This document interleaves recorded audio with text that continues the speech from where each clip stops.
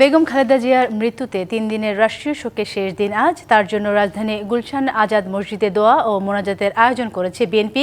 এতে অংশ নিচ্ছেন ছেলে তারেক রহমান। দর্শক এ বিষয়ে আরও জানাতে সরাসরি যুক্ত হচ্ছেন সহকর্মী আনোয়ার হোসেন।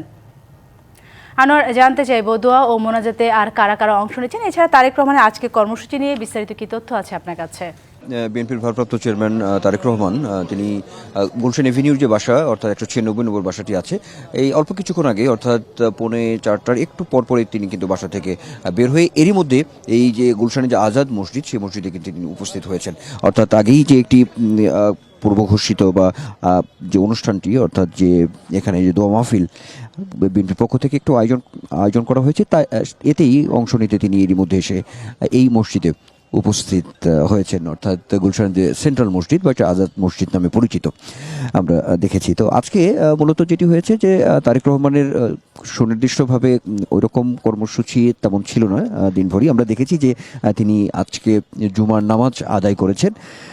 নৌবাহিনীর যে কেন্দ্রীয় যে সদর দপ্তর আছে সেই ভেতরে মসজিদে তিনি জুমা নামাজ আদায় করেছেন এবং তারপরেই কিন্তু আজকেই এই যে মূলত যে দোয়া মাহফিলটি আছে অর্থাৎ বিএনপি চেয়ারপারসন সদ্যপ্রয়াত বিএনপি চেয়ারপারসন বেগম খালেদা জিয়ার যে উপলক্ষ তারই মাগফিরাত কামনায় কিন্তু এই মূলত এই আয়োজনটি আজকে এখানে তিনি উপস্থিত হয়েছেন। আমরা দেখেছি যে একই সঙ্গে বিএনপির ভারপ্রাপ্ত চেয়ারম্যান তারেক রহমান, একই সঙ্গে আমরা এখানে দেখেছি তার যে সহধর্মিণী জুবাইদুর রহমান, একই সঙ্গে পরিবারের অন্যান্য সদস্যরাও এই যে দোয়া মাহফিলটি আছে এই গুলশান কেন্দ্রীয় মসজিদ এখানে তারা এখানে উপস্থিত হয়েছেন। আমরা দেখেছি যে পরিবারের অন্যান্য সদস্যরাও এখানে এসেছেন। তো এখানে একই সঙ্গে বিএনপির মহাসচিব মির্জা ফখরুল ইসলাম আলমগীর, অন্যান্য যে কেন্দ্রীয় নেতা, স্থায়ী কমিটির সদস্য তারাও এই মিলাদ মাহফিলে তারা অংশ নিয়েছেন। আমরা দেখেছি এরই মধ্যে বিভিন্ন পর্যায়ের নেতারাও এখানে এসেছেন। আমরা মুসল্লিরাও আছেন বা এখানে যারা নামাজ আদায় করেন এই মসজিদে তারাও এখানে আমরা দেখেছি তারা উপস্থিত আছেন। তো সব মিলিয়ে আসলে আমরা দেখছি এবং সারা দেশেই এই দোয়া মাহফিলের একটি আয়োজন ছিল। আর একই সঙ্গে বিএনপির পক্ষ থেকে যে 7 দিনের যে শোক কর্মসূচি সেটিও চলছে, যে বিএনপি চেয়ারপারসন বেগম খালেদা জিয়ার প্রয়াণ আর পরেই যে ঘোষিত ছিল যে কর্মসূচি সেই কর্মসূচি কিন্তু এখন পর্যন্ত চলছে। আমরা দেখেছি এখানে মানুষের একটি জড়ো আছে, এখানে জমায়েত হয়েছেন অনেক বিভিন্ন শ্রেণী পেশার মানুষ। আমরা সেটি দেখেছি যে তাদের মধ্যেও বেগম জিয়ার যে প্রতি যে আবেগটি রয়েছে, ভালোবাসা, সেই ভালোবাসার বহিঃপ্রকাশ আমরা দেখছি। এখনও বিভিন্ন শ্রেণী পেশার মানুষ এখানে এসেছেন। বিশেষ করে আজকে এই মিলাদ মাহফিল দোয়া মাহফিলে তারা অংশগ্রহণ করবেন এমনটাও আমরা দেখেছি। বিভিন্ন স্তরের নেতাকর্মীরা কিন্তু এখনও আসতে শুরু করেছেন এই আজাদ মসজিদের দিকে, নিশ্চয়ই আপনি দেখতে পাচ্ছেন।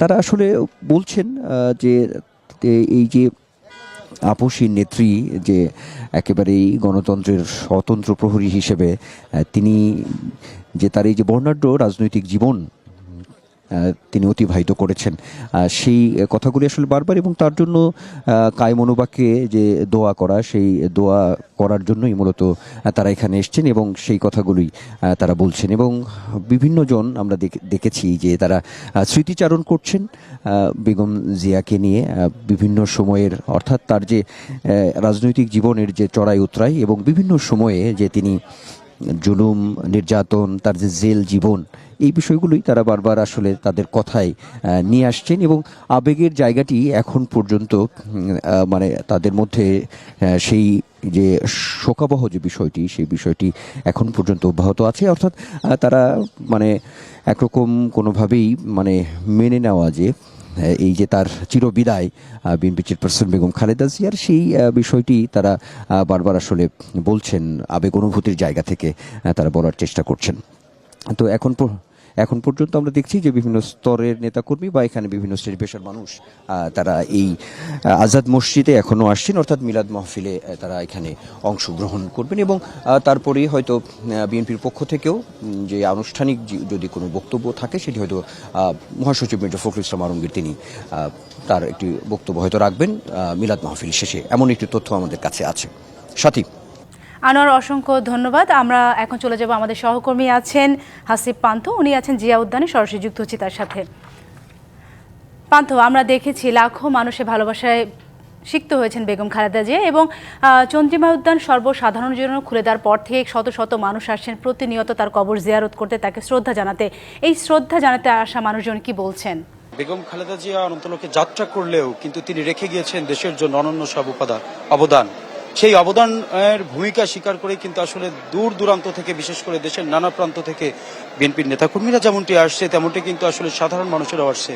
আমি যদি আমার পেছনে একটু দেখাই, বিশেষ করে বেগম খালেদা জিয়া মরহুমা যার কবরটি যেখানে দেয়া হয়েছে তার ঠিক পাশেই ফুলের তোড়াতে কিন্তু আসলে ভরে গিয়েছে। এবং যেহেতু আজ শুক্রবারের দিন জুম্মার নামাজ শেষ করে কিন্তু মুসল্লি যারা ছিলেন তারা চলে এসেছে নামাজের পরপরই কবরটি জিয়ারত করতে।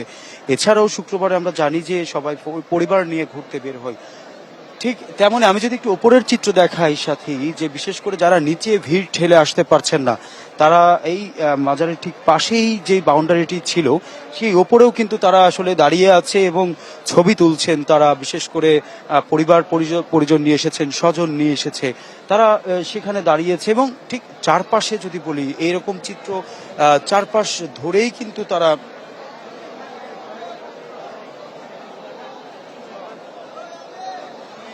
তারা কিন্তু আসলে এভাবে ছবি তুলছেন। এবং যদি বলি বেগম খালেদা জিয়া তিনি দীর্ঘদিন যাবৎ কিন্তু আসলে হাসপাতালে ছিলেন, সার্ভাইভ করেছেন প্রায় 37 দিন।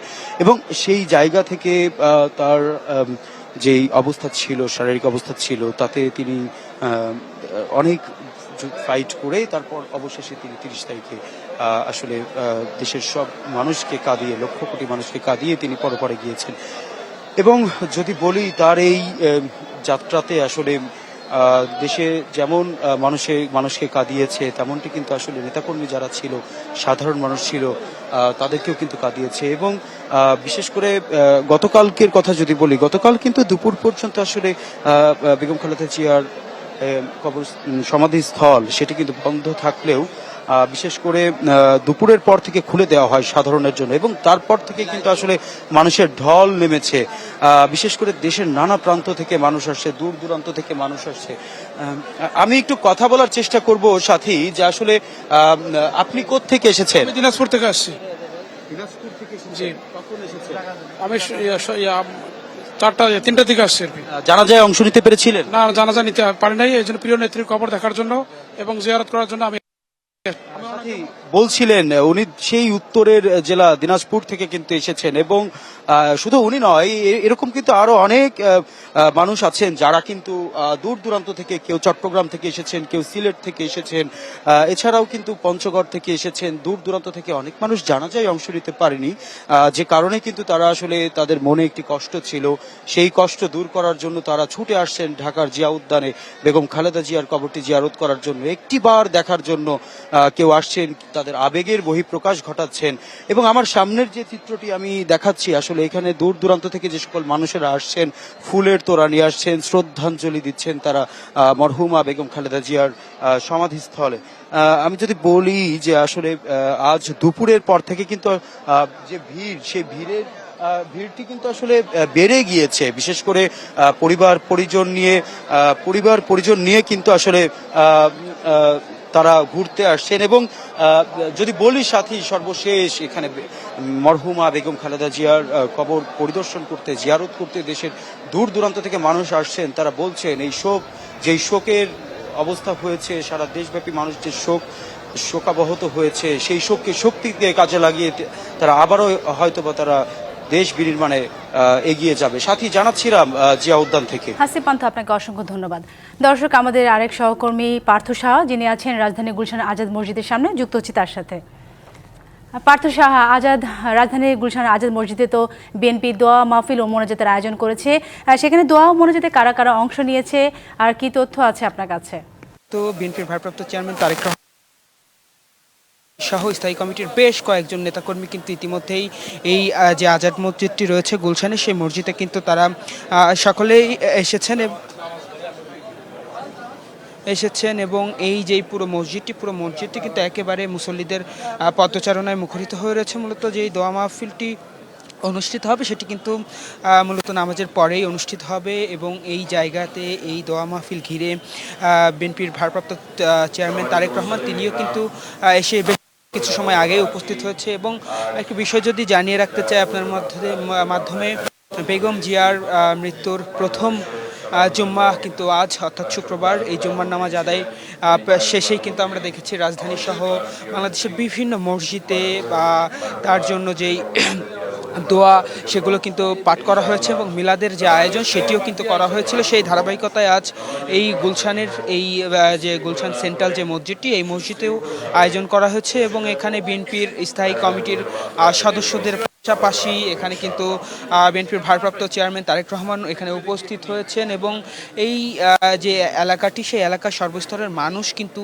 এই মোনাজাতে কিন্তু অংশগ্রহণ করছেন। এই যে দোয়া মাহফিলটি অনুষ্ঠিত হচ্ছে, সেই দোয়া মাহফিলে কিন্তু এই অনুষ্ঠানে কিন্তু তারা একত্রিত হয়েছে এবং এই জায়গাটি আসলে আপনাদেরকে দেখানোর চেষ্টা করছি। এখানে কিছু সময় পরে, অর্থাৎ নামাজের পরেই কিন্তু দোয়ার যেই কার্যক্রম সেটি মূলত শুরু হবে। সেই উপলক্ষে কিন্তু বিএনপির নেতাকর্মী যারা রয়েছেন এবং গুলশানের যারা স্থানীয় যারা রয়েছেন তারাও কিন্তু এই জায়গাটিতে অবস্থান করছে এবং যে আয়োজন, সেই আয়োজনটি যেন সুষ্ঠু সুন্দরভাবে শেষ হয় সেই বিষয়টিও কিন্তু আসলে মাথায় রাখছে। তবে সবশেষ সাথী আপনার মাধ্যমে যদি জানিয়ে রাখতে চাই, এই দোয়া মাহফিলে কিন্তু বিএনপির ভারপ্রাপ্ত চেয়ারম্যান তারেক রহমান, মির্জা ফখরুল ইসলাম আলমগীর সহ স্থায়ী কমিটির বেশ কয়েকজন নেতাকর্মী কিন্তু ইতিমধ্যে এখানে উপস্থিত হয়েছে।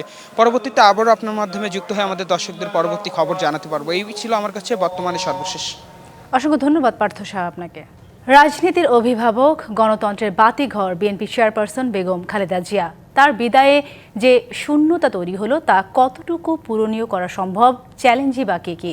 বিশ্লেষকরা বলছেন, খালেদা জিয়ার অনুপস্থিতিতে যেমন রাজনীতিকে এক ধরনের শূন্যতায় ফেলেছে, তেমনি বিএনপিকেও মোকাবেলা করতে হবে নানা চ্যালেঞ্জ। তবে দলটির বিএনপি নেতারা বলছেন, বিএনপির নেত্রীর প্রতি মানুষের অসীম ভালোবাসায় আরও শক্তিশালী হবে দল। এই দেশের মাটি, মানুষই আমার সবকিছু। দেশের মানুষের কল্যাণ করার জন্য রাজনীতি করি। ৪১ বছর দলকে নেতৃত্ব দিয়েছেন। ক্যারিসমেটিক নেতৃত্ব গুণে মানুষের হৃদয়ে জায়গা পেয়েছেন বিএনপি চেয়ারপারসন বেগম খালেদা জিয়া।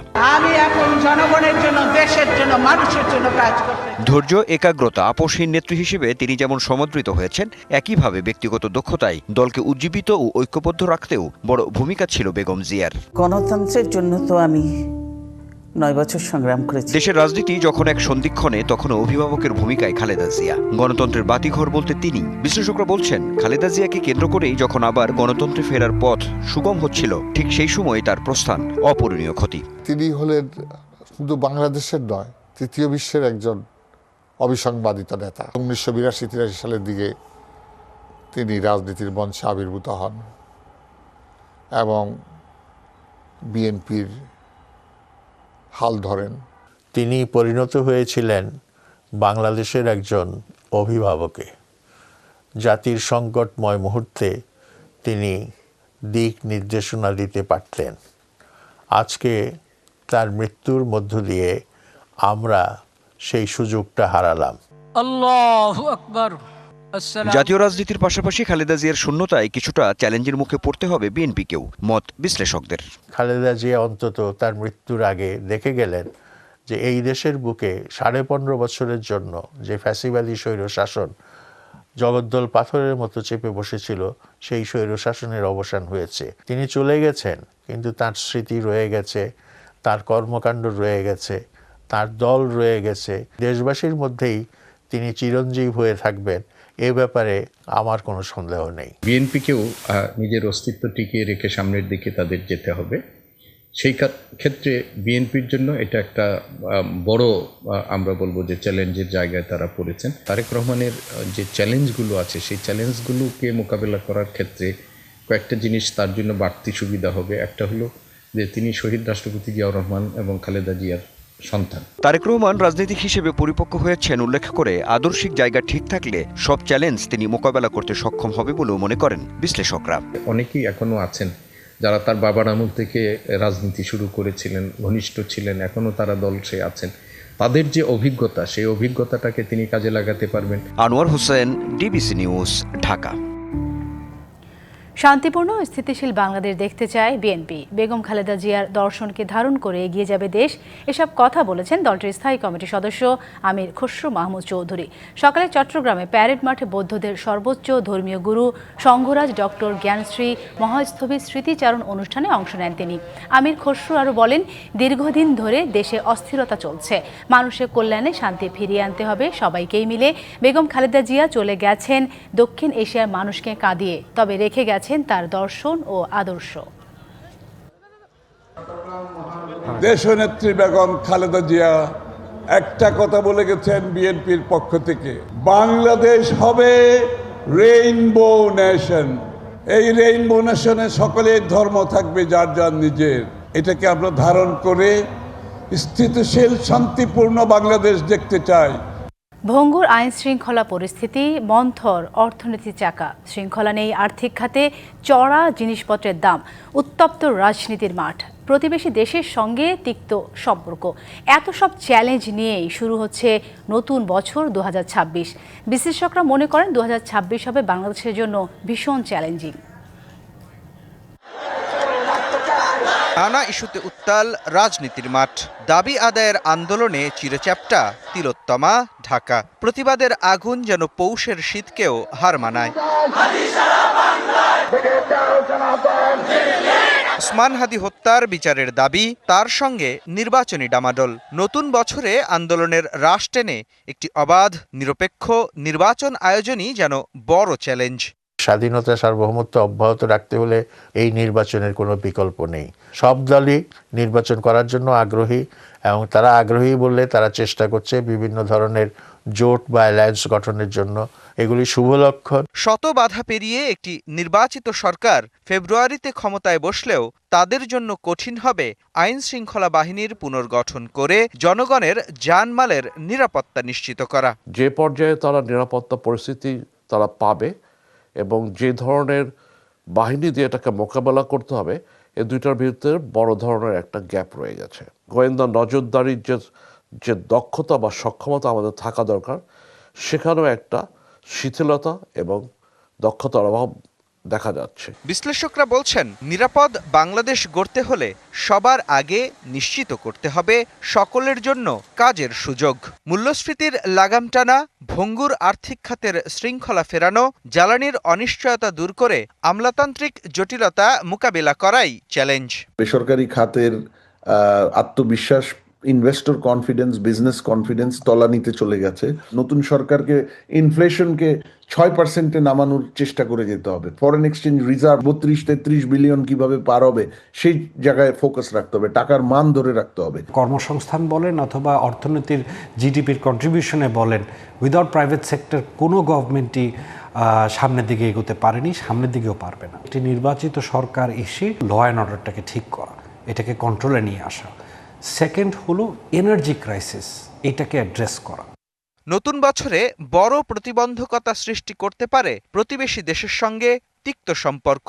আন্তর্জাতিক রাজনীতিকে সমঝে চলে কৌশলে দেশের স্বার্থ রক্ষায় দক্ষতা দেখাতে না পারলে 2026 হতে পারে ঝুঁকির বছর। বিভিন্ন দেশে ভিসা পেতে আমাদের বেগ পেতে হচ্ছে। এই ইমেজ ক্রাইসিস থেকে বাংলাদেশকে বের করে আনা, ভারতের সাথে আমি মনে করি না যে 12ই ফেব্রুয়ারি নির্বাচন হলে 13ই ফেব্রুয়ারি আমাদের সম্পর্ক একেবারে রিসেট হয়ে যাবে, তা না। বাংলাদেশকে ডাইভার্সিফাই করা দরকার তার ফরেন পলিসি। নতুন বছরে হাতের নাগালে আনতে হবে জিনিসপত্রের দাম, নিয়ন্ত্রণে রাখতে হবে আইন শৃঙ্খলা পরিস্থিতি, গড়তে হবে শান্তিপূর্ণ বাংলাদেশ। আর এজন্য কেবল রাজনীতিবিদ নয়, প্রয়োজন প্রতিটি নাগরিকের দায়িত্বশীল আচরণ। মুস্তফা মাহবুব, ডিবিসি নিউজ, ঢাকা। ত্রয়োদশ জাতীয় সংসদ নির্বাচনে মনোনয়ন যাচাই বাছাইয়ের দ্বিতীয় দিন আজ বিভিন্ন জেলায় রিটার্নিং অফিসাররা প্রার্থীদের বৈধতা ও অবৈধতা যাচাই করছেন। বগুড়া 2-এ নাগরিক ঐক্যের সভাপতি মাহমুদুর রহমান মান্নার প্রার্থিতা বাতিল ঘোষণা করেছেন রিটার্নিং কর্মকর্তা। হলফনামায় স্বাক্ষরের তারিখে গড়মিল থাকায় তার প্রার্থিতা বাতিলের জন্য কথা জানান রিটার্নিং কর্মকর্তা। এদিকে বগুড়া 1 আসনে বিএনপির কাজী রফিকুল ইসলাম এবং আহসানুল তৈয়ব জাকিরের মনোনয়ন বৈধ ঘোষণা করা হয়েছে। এ সময় স্বতন্ত্র প্রার্থী সাবেক আওয়ামী লীগ নেত্রী লিপির প্রার্থিতা বাতিলের দাবিতে বিক্ষোভ করে বৈষম্য বিরোধী ছাত্র আন্দোলনের নেতাকর্মীরা। মুন্সিগঞ্জ 3 আসনে বিএনপি সহ 4 প্রার্থীর মনোনয়ন অবৈধ ঘোষণা করেছেন জেলা রিটার্নিং অফিসার। ঘন কুয়াশার কারণে শাহজালাল আন্তর্জাতিক বিমানবন্দরে উড়োজাহাজ চলাচল ব্যাহত হচ্ছে। আজ 9টি ফ্লাইট নিরাপত্তার স্বার্থে পাঠানো হয় অন্য 3টি বিমানবন্দরে। এর মধ্যে 4টি ফ্লাইট চট্টগ্রাম, 4টি কলকাতা এবং 1টি ফ্লাইট ব্যাংকক বিমানবন্দরে ডাইভার্ট করা হয়। শাহজালাল বিমানবন্দর কর্তৃপক্ষ জানায়, আবহাওয়া স্বাভাবিক হলে সব ফ্লাইট অপারেশন পুনরায় স্বাভাবিকভাবে উড্ডয়ন এবং অবতরণ শুরু হয়। কুড়িগ্রামের ফুলবাড়ি সীমান্তে বর্ডার গার্ড বাংলাদেশের এক সদস্য নিজের অস্ত্রের গুলিতে মারা গেছেন। এ বিষয়ে ফুলবাড়ি থানায় একটি অপমৃত্যু মামলা করেছে বিজিবি। নিহত বিজিবি সদস্যের নাম নাসিম উদ্দিন। তিনি ঝিনাইদহ সদর উপজেলা খাজুরা এলাকায় বাবুল মণ্ডলের ছেলে। পুলিশ ও বিজিবি সূত্র জানায়, 15 বিজিবি ব্যাটালিয়ন সদস্য নাসিম উদ্দিন ফুলবাড়ি উপজেলার গঙ্গারহাট ক্যাম্পে বৃহস্পতিবার রাতে দায়িত্ব পালনের জন্য প্রস্তুতি নিচ্ছিলেন। এ সময় আচমকা গুলির শব্দ শুনে সহকর্মীরা এসে দেখেন সৈনিক নাসিম বুকে গুলিবিদ্ধ অবস্থায় মেঝেতে পড়ে আছেন। পরে হাসপাতালে নিয়ে গেলে চিকিৎসক তাকে মৃত ঘোষণা করেন। ময়না তদন্তের রিপোর্ট পেলে বিস্তারিত জানা যাবে বলে জানিয়েছে ফুলবাড়ি থানার অফিস ইনচার্জ মাহমুদ হাসান নাইম। সংবাদে ছিল এখনকার মতো। ডিবিসি নিউজের সংবাদগুলো পড়তে ভিজিট করুন dbcnews.tv আর ভিজিট করুন ডিবিসি নিউজের ফেসবুক পেজ এবং ইউটিউব চ্যানেল। ডিবিসির সঙ্গেই থাকুন।